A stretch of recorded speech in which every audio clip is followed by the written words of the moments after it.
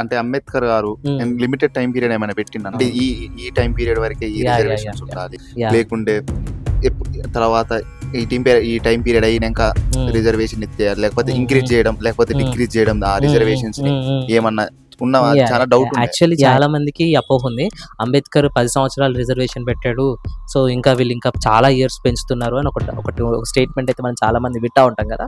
Actually Ambedkar reservation 10 సంవత్సరాలు ఇచ్చింది నిజం, కానీ దేనిపైన అంటే కాన్స్టిట్యుయెన్సీస్ అంటే పొలిటికల్ రిజర్వేషన్స్ ఉంటాయి. రిజర్వేషన్స్ 3 అంశాలపైన ఇస్తారు, ఒకటి సోషల్, ఒకటి ఎకనామికల్ అండ్ మూడవది పొలిటికల్.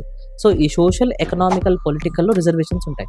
అంటే ఎక్స్పెషల్లీ చెప్పాలి అంటే ఎడ్యుకేషన్, ఎంప్లాయ్మెంట్, పాలిటిక్స్ ఈ మూడిట్లో రిజర్వేషన్స్ అనేవి ఇస్తారనమాట.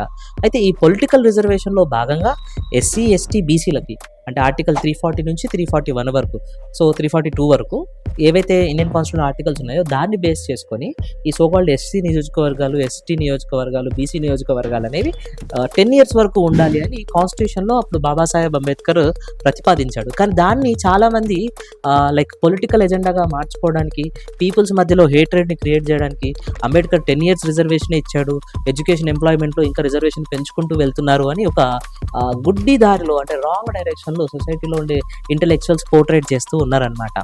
అయితే మీరు ఏం అర్థం చేసుకోవాలంటే ఈ రిజర్వేషన్స్ అనేవి 10 years of reservations political reservations. Educational and employment reservations ఏవైతే కాన్స్టిట్యూషన్లో ఉన్నాయో అవి అంటిల్ ఆర్ అన్లెస్ వాళ్ళు సోషల్లీ అప్లిఫ్ట్ అయ్యేంత వరకు ఆ రిజర్వేషన్స్ అలా కంటిన్యూ అవుతూనే ఉంటాయి.